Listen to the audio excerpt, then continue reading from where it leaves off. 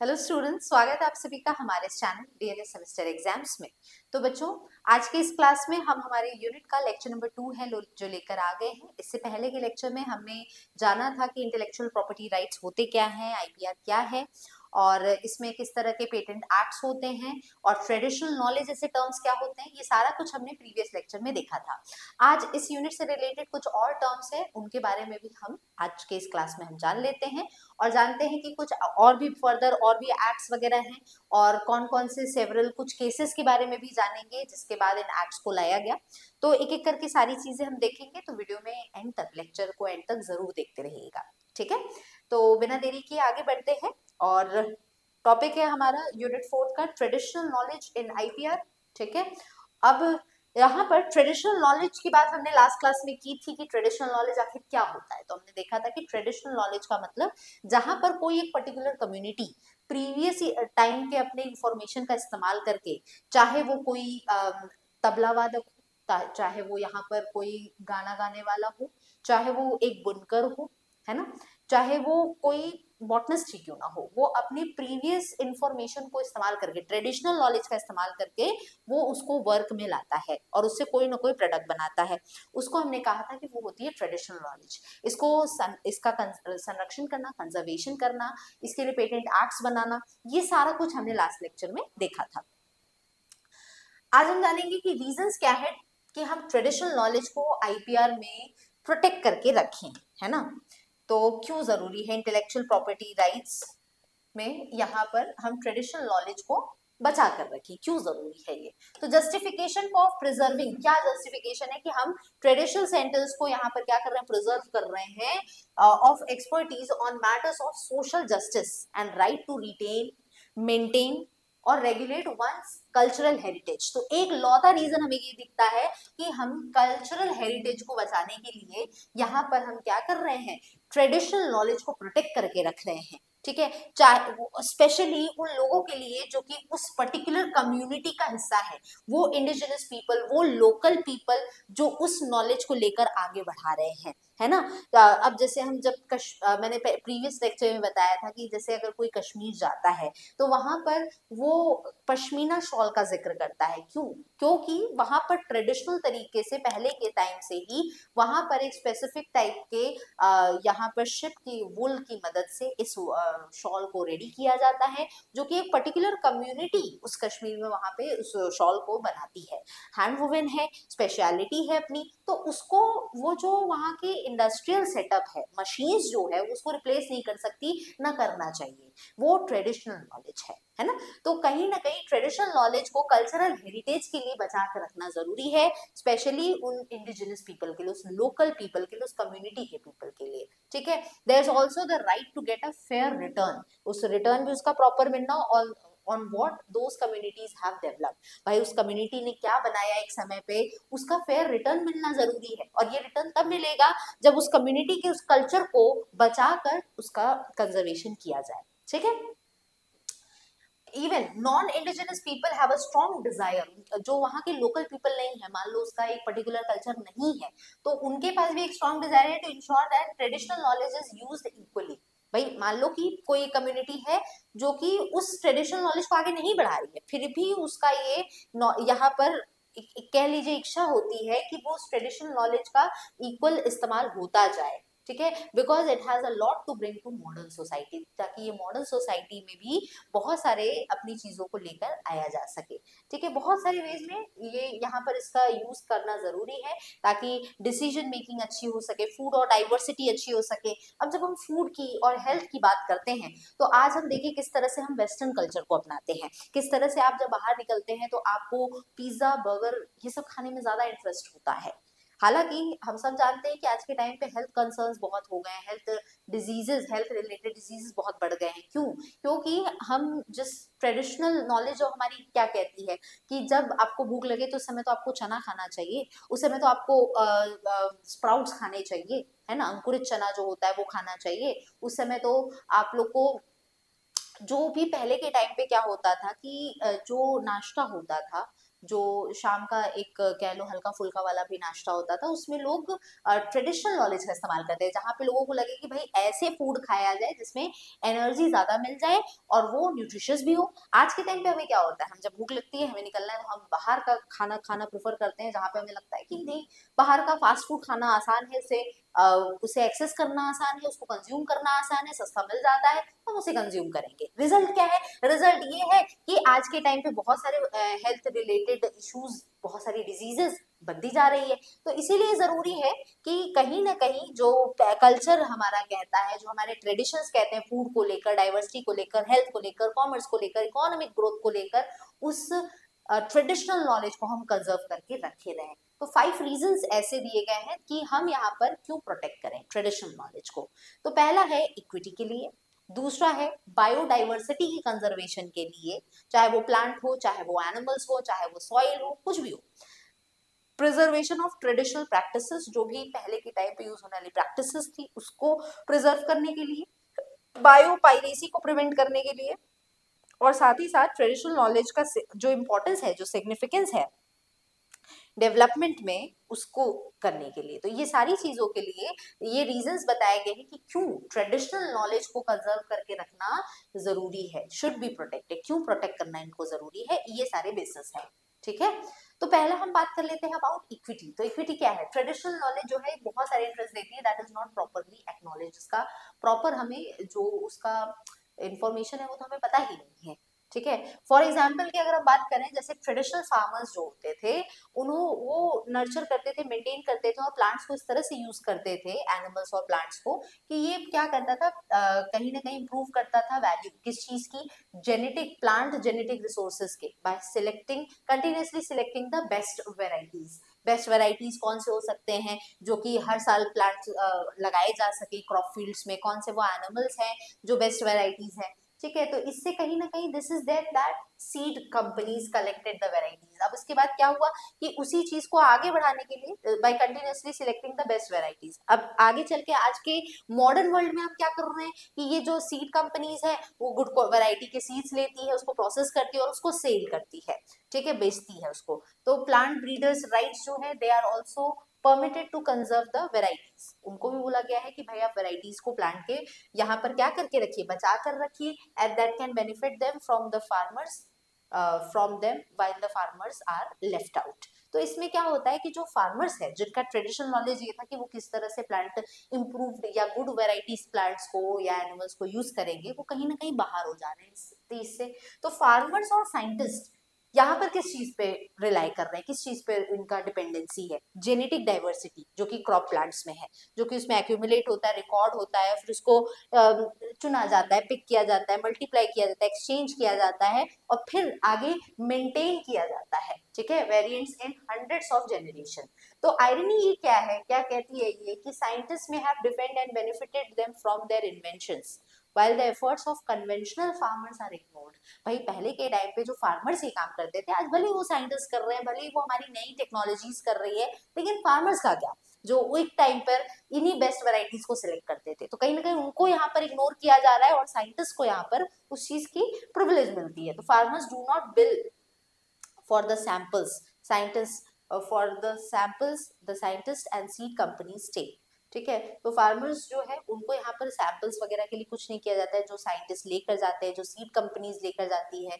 तो ये क्या है, hence the inherent disparity in the existing system of intellectual property rights। तो यहाँ पर जो इंटेलेक्चुअल प्रॉपर्टी है फार्मर्स की, उनका उनके ऊपर कोई किसी तरह का यहाँ पे राइट्स उनको मिला नहीं मिला। तो कहीं ना कहीं ट्रेडिशनल नॉलेज जो है इसको इस तरीके से इस्तेमाल करना कि वो आईपीआर में भी यूज हो सके, ये बहुत जरूरी है। तो इसके लिए पहली स्टेप हमें यही उठाना होगा कि हम ट्रेडिशनल नॉलेज को प्रोटेक्ट करें। तो वो इंसान के जो बौद्धिक क्षमता है, जैसे हम इंटेलेक्चुअल प्रॉपर्टी कह रहे हैं, उसमें काम हो सकता है। जैसे प्रीवियस लेक्चर में मैंने बताया था, आईपीआर यानी इंटेलेक्चुअल प्रॉपर्टी राइट्स, जहाँ पे इंसान की बौद्धिक क्षमता के हिसाब से वो कौन सी चीज को दिमाग अपना दौड़ा कर किस चीज को बनाता है, कोई पेंटिंग करता है, कोई गाना बनाता है, कोई क्राफ्ट बनाता है तो वहां पर उस इंफॉर्मेशन को यूज करना। अब इंफॉर्मेशन यूज करने तक ही सारी चीजें नहीं रहेगी। जैसे कैसे इस एग्जाम्पल के थ्रू हमने देखा कि फार्मर्स को निग्लेक्ट किया गया है, वही जो साइंटिस्ट हैं उनको आगे चल के उनको प्रमोट किया जा रहा है। क्यों? क्योंकि इससे पता चलता है क्योंकि एक पॉइंट पर उन्हें ट्रेडिशनल राइट्स यहाँ पर नहीं मिली। ठीक है, तो इसलिए जरूरी है ये। Conservation of biodiversity. अब यहाँ पर innovations of knowledge and traditions of indigenous people and local societies are demonstration of their culture। तो भाई यहाँ पर जो ट्रेडिशन फॉलो करते हैं लोकल पीपल और जिस तरह का नॉलेज वो इस्तेमाल करके उसमें आगे बढ़ते हैं, वो कहीं ना कहीं क्या है, उनके कल्चर को दर्शाता है। ठीक है, तो प्रिजर्वेशन ऑफ ह्यूमन कल्चर में प्रिजर्व करना, इसका मतलब एक मेंटेन करना एक link between people and natural existence, जैसे कि प्लांट्स और एनिमल्स। आज के पॉइंट पर हम कहें कि तुलसी जैसा प्लांट जो कि हिंदू कल्चर में बहुत ज्यादा पूजा जाता है, उसको अगर हम निकाल दे पूरी तरह से तो जो लिंक है उस इंसान का उस कल्चर के साथ उस प्लांट के थ्रू जुड़ा हुआ है वो कहीं ना कहीं चला जाएगा। बहुत सारे जगह है जहाँ पे लोग पीपल की पूजा करते हैं। ठीक है, बहुत सारे प्लांट्स को हम यहाँ पर क्या करते हैं, उसको एक गॉड की तरह ट्रीट करते हैं, तो वो कहीं ना कहीं हमारे एक कल्चर का हिस्सा है ना। तो वो चीज को प्रोटेक्ट करना जरूरी है। तो ट्रेडिशनल नॉलेज प्रोटेक्शन जो है वो कहीं ना कहीं इन्वायरमेंट को भी कंजर्व कर रहा है, प्लांट को हम तोड़ने से काटने से बचा रहे हैं, और साथ ही साथ में सस्टेनेबल एग्रीकल्चर और फूड सिक्योरिटी पर भी काम कर पा रहे हैं। प्रिजर्वेशन ऑफ ट्रेडिशनल प्रैक्टिसेस, पहले के टाइम पे चलने वाली जो जो प्रैक्टिसेस थी उसको कंजर्व करके रखना। तो ट्रेडिशनल नॉलेज सिक्योरिटी जो है ये एक बेसिस देती है फॉर प्रिजर्वेशन ऑफ यहाँ पर कन्वेंशनल लाइफस्टाइल।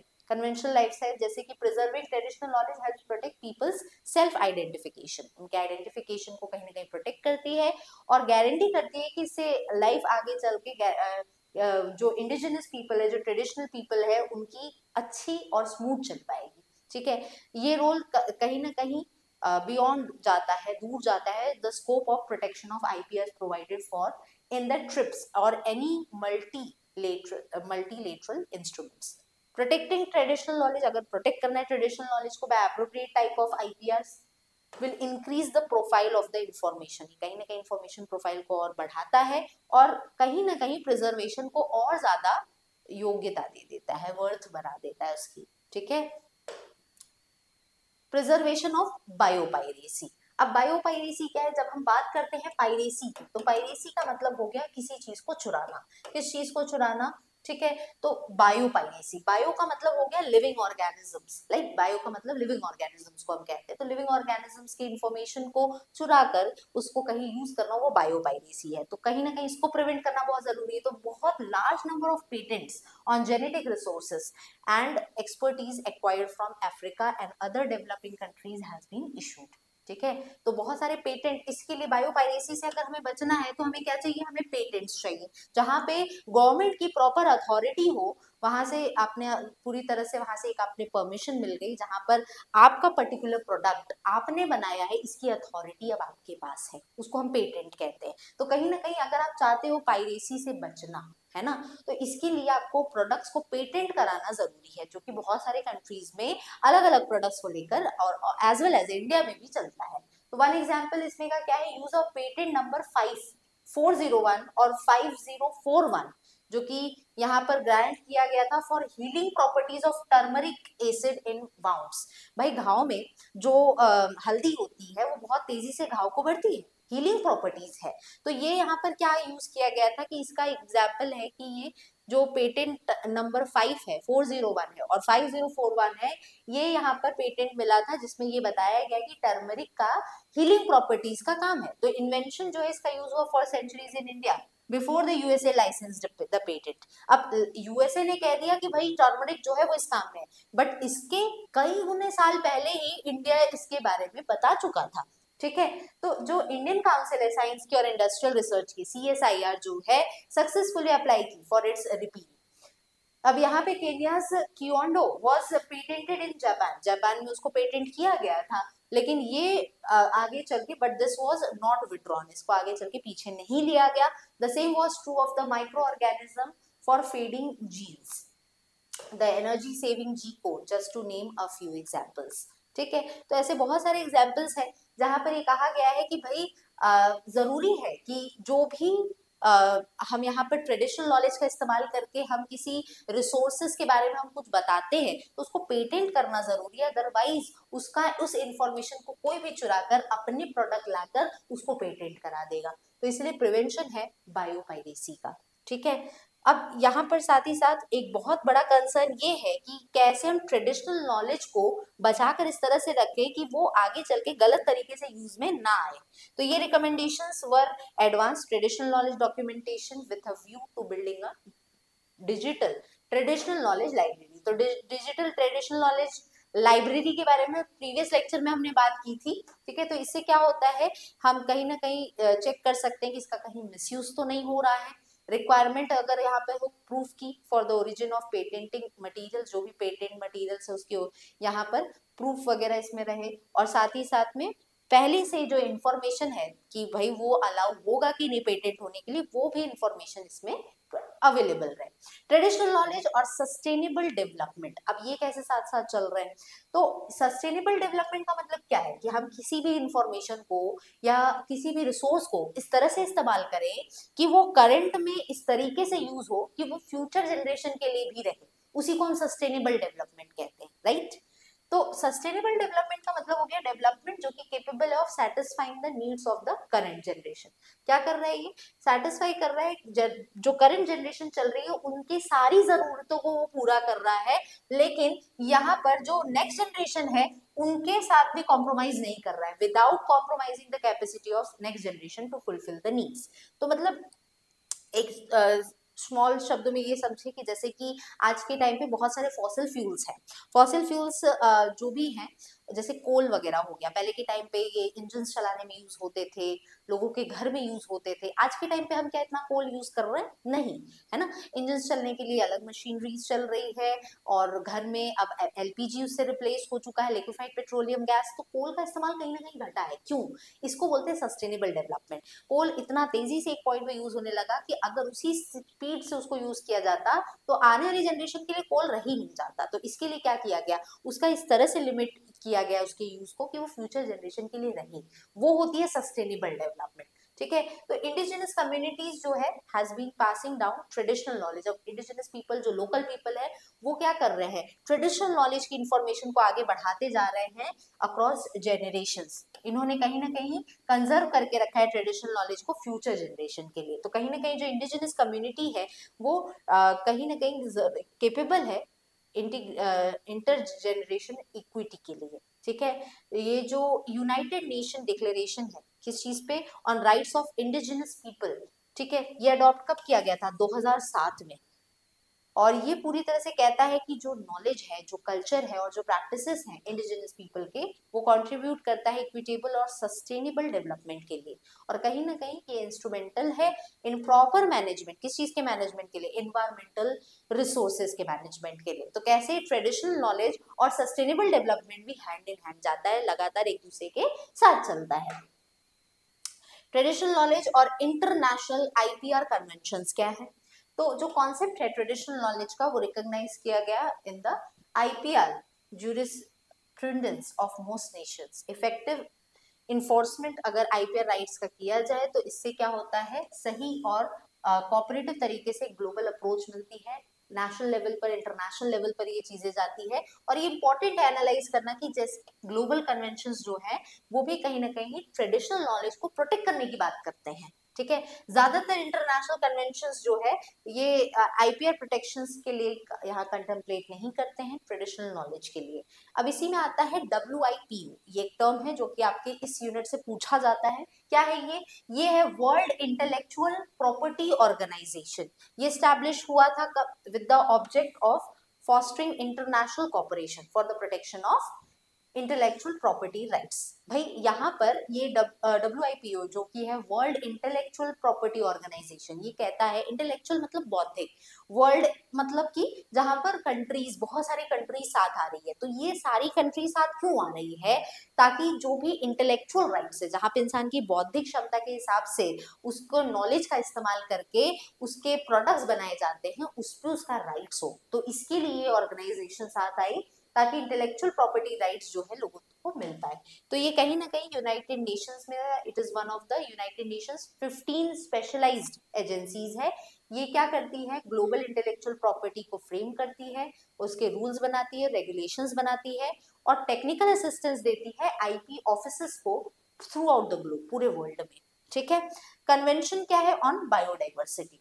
अब कन्वेंशन ऑन बायोडाइवर्सिटी 1992 ये क्या बोलता है, इसका मेन ऑब्जेक्टिव है at preserving biological resources. Biodiversity है क्या, बायोडाइवर्सिटी का मतलब हो गया कि बायो मतलब लिविंग ऑर्गेनिज्म, डाइवर्सिटी मतलब इसके मल्टीपल टाइप्स, चाहे वो प्लांट हो डिफरेंट डिफरेंट, चाहे वो एनिमल्स हो डिफरेंट। तो ये डिफरेंट टाइप के प्लांट एनिमल्स जो कि एक जगह रह रहे हैं, तो उसी को आप कहते हैं बायोडाइवर्सिटी। अब उसको मेंटेन करना, उसको सही मैनेजेबल लेवल पे रखना है, ये एक बड़ा टास्क है। ठीक है। तो यहाँ पर जो ये बायोडाइवर्सिटी का कन्वेंशन है 1992 का, इसका मेन काम है कि बायोलॉजिकल रिसोर्सेज को प्रिजर्व करके रखना, उसकी संरक्षण करना और शेयर करना इसके बेनिफिट्स को फ्रॉम द जीन्स। ये कन्वेंशन रिकॉग्नाइज करता है कि जितने भी यहाँ पर जेनेटिक इंफॉर्मेशन थी, इसको सही तरीके से यूज किया जा सके कमर्शियल पर्पस के लिए और इसका एक्सप्लॉइटेशन को रोका जा सके एक आईपीआर रिजीम बनाकर। ठीक है। इसी में आया ट्रिप्स का अग्रीमेंट। ट्रिप्स अगेन एक टर्म है जो कि आपके इस यूनिट के लिए बहुत इंपॉर्टेंट है। ट्रिप्स है क्या, ठीक है, तो agreement on trade related, TRIPS मतलब trade related aspects of intellectual property rights. ठीक है, तो ये है ट्रिप्स। ठीक, 1995 में बना, कॉमनली जिसको आज कहा जाता है ट्रिप्स अग्रीमेंट। ये सबसे इंटरनेशनल कॉम्प्रिहेंसिव अग्रीमेंट था पूरे हमारे हिस्ट्री में। ये क्या करता है, this legally binding document provides certain minimum standards to which the domestic IPR laws of the member states must conform.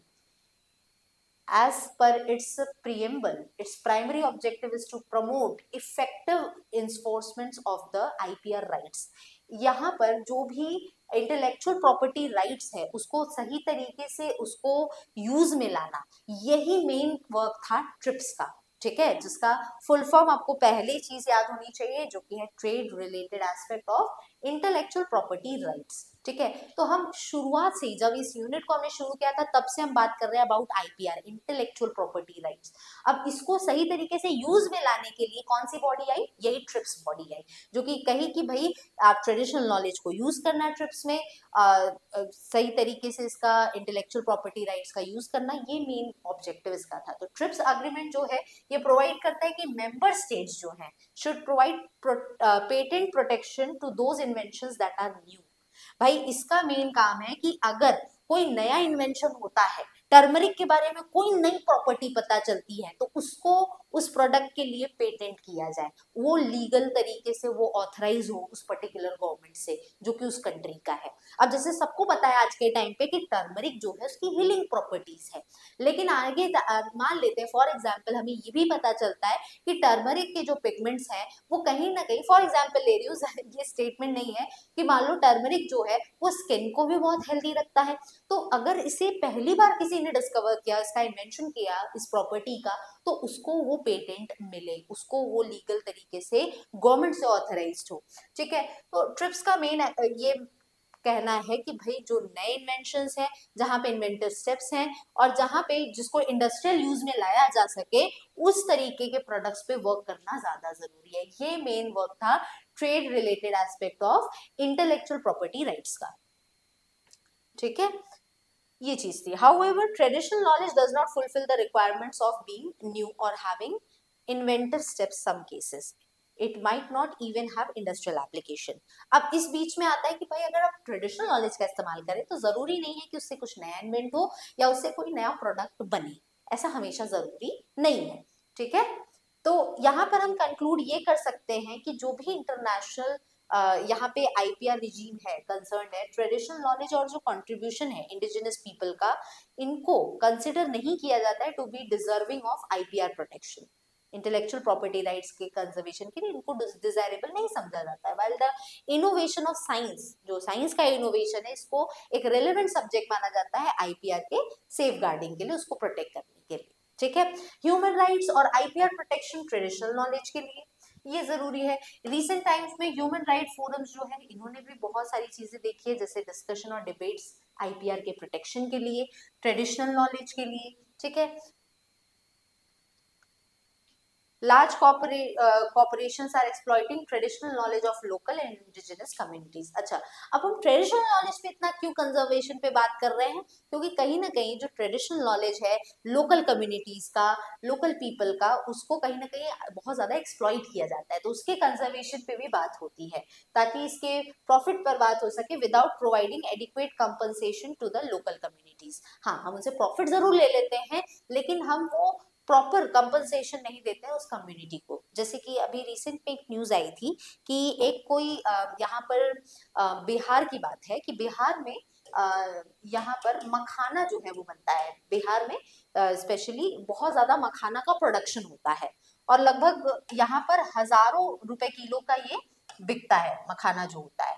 लेकिन यहाँ पर जब लोकल फार्मर्स से वहां पे जब कुछ कह सकते हैं रिपोर्टर्स जब वहां पर पहुंचे जहां पर वो मखाना बनाते हैं, जो फार्मर्स वहां से निकालते हैं उसको, पूछते हैं, जो भी उसका प्रोसेस इन्वॉल्व है, वहां तक पहुंचे तो पता चला उन फार्मर्स को बहुत ही लो कॉस्ट में उनको बेचना पड़ता है। मतलब उनको बहुत बड़ा बेनिफिट नहीं होता है, कुछ 180 रुपए या 200 रुपए किलो, कहाँ हजारों रुपए के ऊपर के किलो के हिसाब से मखाना बिकता है। और यहाँ पर ये क्या देखने को मिल रहा है कि जो बिहार के लोकल फार्मर्स हैं वो उसको इतने सस्ते दाम में बेच रहे हैं।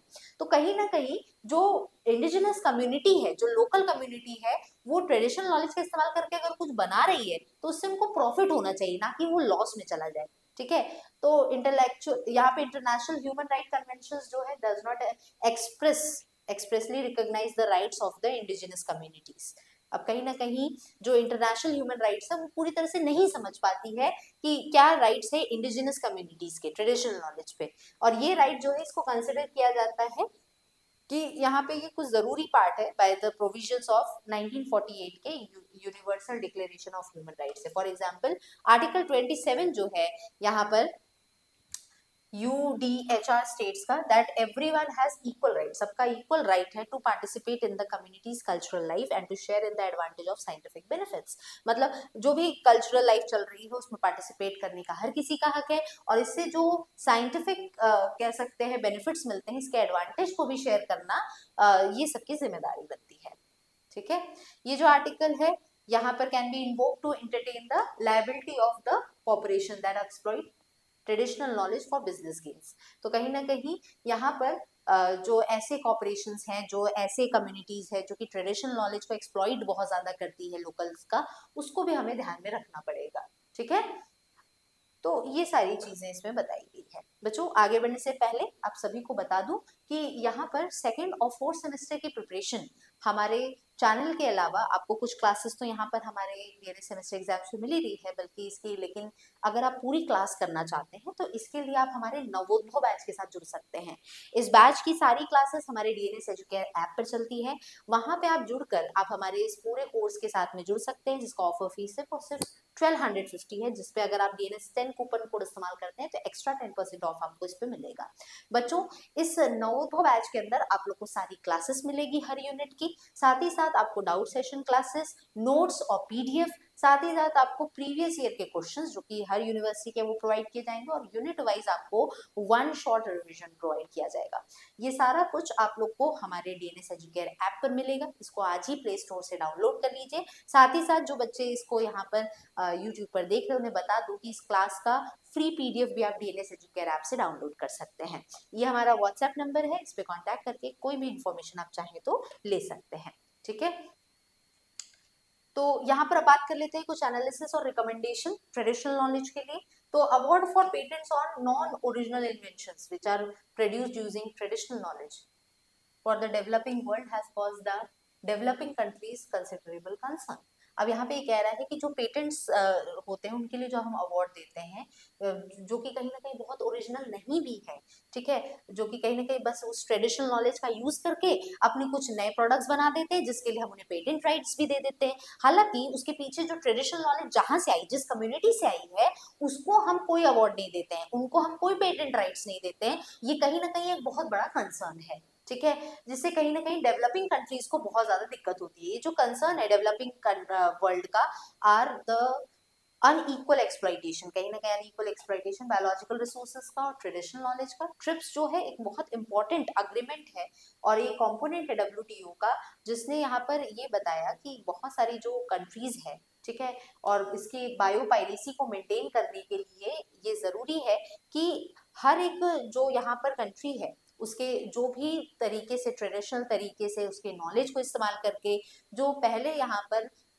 रिसोर्सेस में या प्रोडक्ट्स मैन्युफैक्चरिंग में कंट्रीब्यूट करता है, जिसके इन्वेंशंस न्यू होते हैं, उसको पेटेंट राइट्स दिया जाए। ठीक है, to reform in the framework of intellectual property worldwide by necessary changes through the TRIPS agreement, जो कि कन्फाइड करता है कि जो रूल्स है फॉर इंटरनेशनल सिक्योरिटी किस चीज के, इंटेलेक्चुअल प्रॉपर्टीज के, ट्रिप्स शुड इंक्लूड 3 प्रिंसिपल्स। अब ट्रिप्स के अंदर 3 प्रिंसिपल्स आते हैं जो कि नेसेसरी है ताकि बायोपायरेसी को रोका जा सके, किसी के भी ट्रेडिशनल नॉलेज को चुरा करके कोई नया प्रोडक्ट बनाने को रोका जा सके। इसके लिए क्या 3 प्रिंसिपल्स हैं?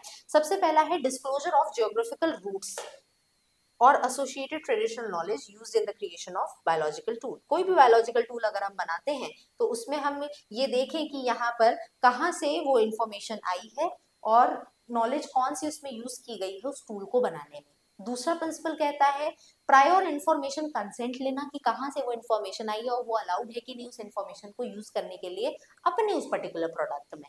ठीक है, लोकल पॉपुलेशन जो है वहां से। Ensuring equal provision for the allocation of benefits, सबको इक्वल प्रोविजन देना, ठीक है, बेनिफिट्स उठाने के लिए। तो ये कुछ प्रिंसिपल्स थे इसके। ठीक है, अब कुछ लैंडमार्क जजमेंट्स की बात कर लेते हैं जो सराउंड किए हैं ट्रेडिशनल नॉलेज इन आईपीआर को।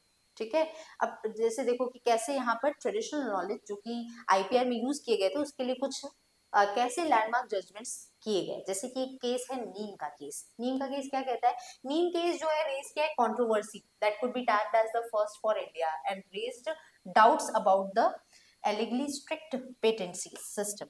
ठीक है, was patent granting to the company WR Grace. WR Grace एक कंपनी थी, उसको ये पेटेंट मिलना था, उसके बीच में कंट्रोवर्सी हुई। क्या थी ये controversy? In the United State and European Union company जो है इसको अवार्ड किया गया था एज अ rewarded a patent for the formulation that kept the active ingredient in the neem plant in the safe storage of azadirachtin. अब यहाँ पर नीम जो होता है बेटा, इसमें एक स्ट्रॉन्ग केमिकल होता है जिसका नाम है एजाडिरैक्टिन। ठीक है, अब ये क्या होता है? एजाडिरैक्टिन जो है ये इसके अंदर पेस्टिसाइडल प्रॉपर्टीज है, यानी कि ये हार्मफुल कीड़ों को, पेस्ट को मारने की एबिलिटीज रखता है। अब यहाँ पर ये ट्रेडिशनल नॉलेज में इंडिया में बहुत पहले से था, लेकिन इस नॉलेज का इस्तेमाल करके यहाँ पर WR ग्रेस नाम की कंपनी इसको अपने पेटेंट राइट्स में इस्तेमाल कर रही थी, इसको खुद के पेटेंट के नाम से इसको रख रही थी। ठीक है, अब ट्रेडिशनल मेडिसिन सिस्टम जैसे कि आयुर्वेदा और यूनानी में नीम ट्री को यहाँ पर एंटीवायरल और एंटीबैक्टीरियल प्रॉपर्टीज के लिए जाना जाता है और इसको एक क्यूरर ऑफ ऑल एलिमेंट्स कहा जाता है संस्कृत में, और इसको ट्रीटमेंट के लिए माना जाता है, बहुत सारी स्किन डिजीजेस के लिए भी, और एक नेचुरल पेस्टिसाइड भी इसको माना जाता है। तो पेटेंट एप्लीकेशन में जो एप्लीकेंट नॉलेज है वो यहाँ पे बताया कि पेस्टिसाइड यूज जो है ऑफ नीम का वो established and pointed out that it is difficult to store azadirachtin for a longer time. इसमें आगे चल के एप्लीकेशन में ये बताया गया कि एजाडिरैक्टिन को हम इस केमिकल को बहुत समय के लिए स्टोर नहीं कर सकते। अब ये जो ग्रांटेड यूएस पेटेंट थे इन्होंने कवर किया एक restricted invention by which the applicant was only given the exclusive right to use azadirachtin in the unique storage solution. तो यहाँ पर आगे चल के ये जो यूएस पेटेंट राइट इसको मिला था, इनको बस इतना अलाउ किया गया कि ये इस एजाडिरैक्टिन नाम के केमिकल को एक स्पेसिफिक सोल्यूशन में रख के इसका इस्तेमाल कर सकते हैं।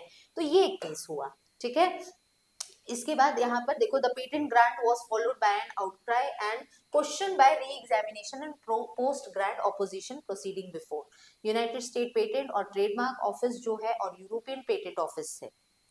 ठीक है, European patent office ruled in the favour of opposition stating the issued patent lacking innovation and imaginative move.